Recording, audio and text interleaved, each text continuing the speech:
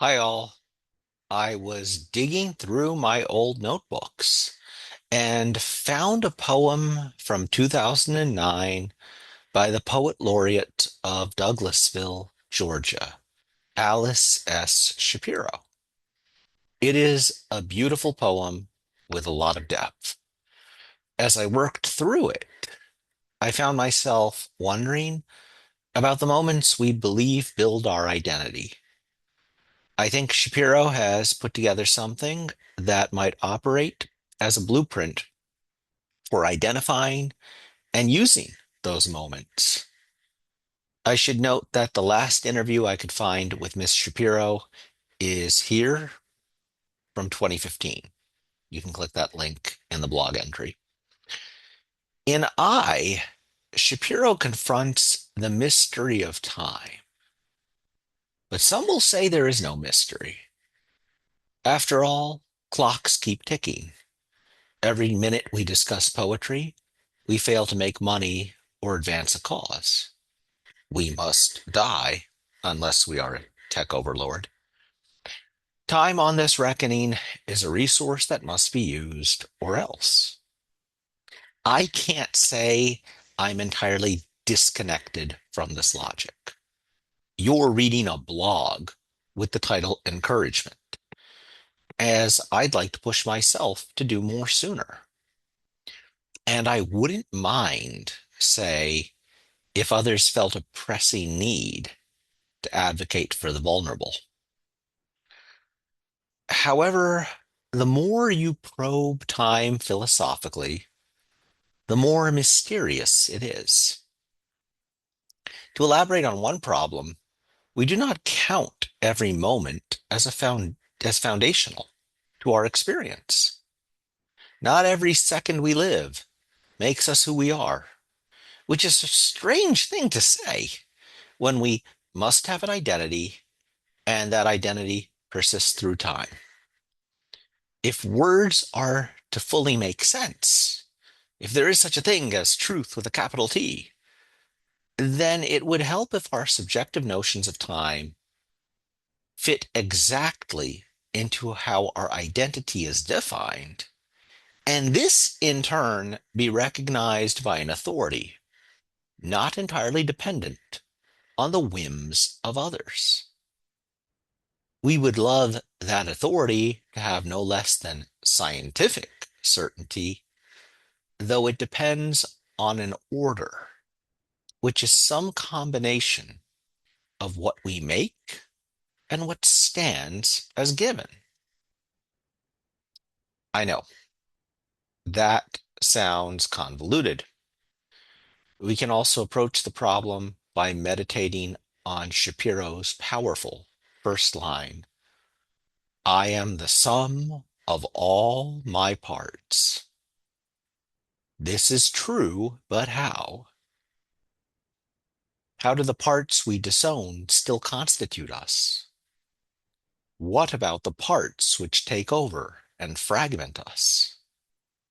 I am the sum of all my parts speaks to a confidence not all of us have had at a given moment, even though it must be true on the most basic level. I certainly would not have said anything like this when I was particularly anxious or worried about failure. I am the sum of all my parts leads to the notion that time somehow dissolves in us. Before we engage the lines which detail this, we should read the poem as a whole. I, by Alice Shapiro. I am the sum of all my parts. They blow back like dominoes, one after another falling into place, converging times, bits and pieces, meeting in one breath. In this way, time disappears. The past is now. The past is how now looks, not spread out in year by year increments, but at once, cannons blast on target. This pieced puzzle, no longer missing, like a great deluge of rain and waves, no more guessing. as I watch the parts lock on the spot, compressed, colliding, like a shuttle docking on the moon. This moment bursts open, as does the bloom. Shapiro's poem unfolds in four distinct sections. The thesis, I am the sum of all my parts, is first explored through parts falling into place, creating a convergence. Then the poem illustrates how we encounter the present through the past. The third part focuses on the convergence itself. A pieced puzzle entails no more guessing, and this leads to the finale, a moment bursting open as does the bloom. The many things which constitute us blow back like dominoes, one after another, falling into place, converging times, bits and pieces, meeting in one breath. How do dominoes fall into place? On the one hand, I think about people setting up elaborate chains of them in order to put on a miniature show. One need not build those chains as perfectly as the video below. Just having lots of things fall can create a spectacle. On the other, playing dominoes as intended, guessing who has what tile and strategically getting them to do what you need, can also be thought a form of falling into place. Does a higher order underlie both ideas about dominoes? I don't know.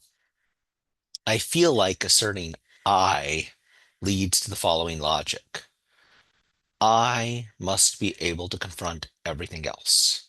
That confrontation can implicitly anthropomorphize the entire world. You end up treating everything else like it has reasons and purpose beyond you. And that might miss that there are many varied and conflicting actors with no concern for your I at all. That logic can generate the higher order, perhaps underlying dominoes. However, that logic might also be inevitable to a degree. It can serve as a basis for a deep moral appreciation of everything that is. Witness Buber and I-thou relations. In Shapiro's poem, the dominoes are falling into place and converging times, bits and pieces, meeting in one breath. Whatever the source, our I receives unity. Various parts meet in one breath. What's especially interesting to me is the merger of times, bits, and pieces. All the different types of fragments of our being are inseparable from time, but still need to be put together. We're witnessing a quiet miracle. But what is it exactly? The poem proclaims, in this way, time disappears. I can't help but believe that an incredible confidence must accompany understanding the formation of oneself. We turn to Shapiro's section. We turn to Shapiro's second section to better examine that confidence, to see how time has transformed. A more typical notion of time treats the present as a locality, a past and future relative to what we want to accomplish. A more distant past and more distant future for us stand as the past and the future. I don't know that we really grasp how illusory the present is, how it is continually slipping from us. Years ago, I read Heidegger's lecture, The Concept of Time, and I think that relevant to Shapiro's words below. What I took from it was that the past is pretty much the present and the future. We're mining and changing it in different ways, and it helps to be very careful. The rhetoric of claiming complete independence from one's past. The relevant lines from the poem. The past is now. The past is how now looks, not spread out in year by year increments, but at once, cannons blast on target. What I think Shapiro is giving us is the landscape of acceptance. The past is how now looks, not spread out in year by year increments. I know I lay out things chronologically so I can disown parts of myself. Right now, I pretty much pretend anything before 35 didn't happen. But the acceptance here, the confidence, has an aspect of overwhelm. Cannons blast on target. It isn't a mere matter of convenience, like my denying I did anything wrong. It is rather the courage that you are going to face up to each moment you lived and chose and accept consequences and responsibility. Martial courage may only hint at what's involved. I feel energized thinking through this poem, but I confess there may be a moral ideal here I can only hope to achieve. Perhaps the trickiest aspect of engaging any moral rhetoric, no matter how contemplative or thoughtful, is that it must promise something. Eudaimonia, the kingdom of heaven, superior rationality, the spread of goodness, integrity in one's own choices, etc.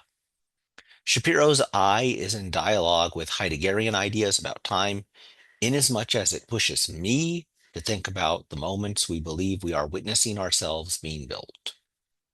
But what are we being offered? The third section implies it is wholeness and success, a puzzle that is pieced with no more guessing, a flood that contains everything and has somehow been harnessed, a great deluge of rain and waves.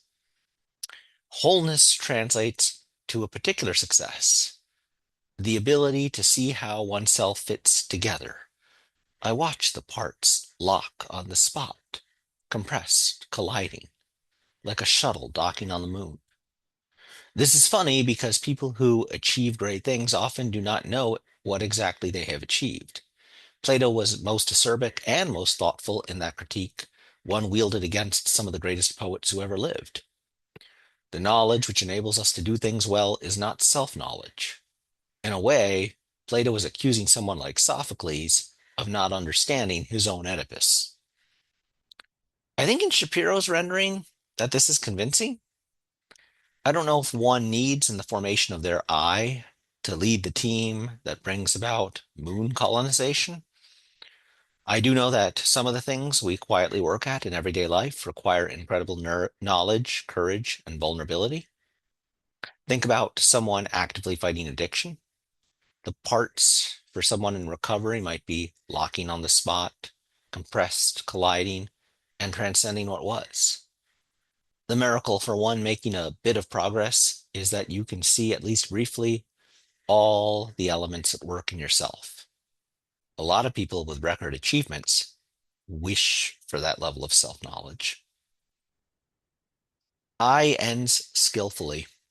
Time dissolved into us, a vision was had, and now it emerges renewed. This moment bursts open, as does the bloom. It's not that time went away, but it has changed.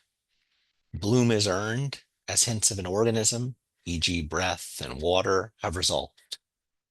What we're left with is one answer to an ancient puzzle. Can you grow if you have no idea what growth is? And the answer on a practical level is, weirdly enough, that a consideration of the metaphysics of time stands to benefit you. You want to know how you've grown. You want to be able to account for all the bits and pieces that are you. You want to confidently assert, I am the sum of all my parts. As Shapiro's poem illustrates the beauty and power of a particular kind of self-reflection, one unafraid to ask where our time has been invested.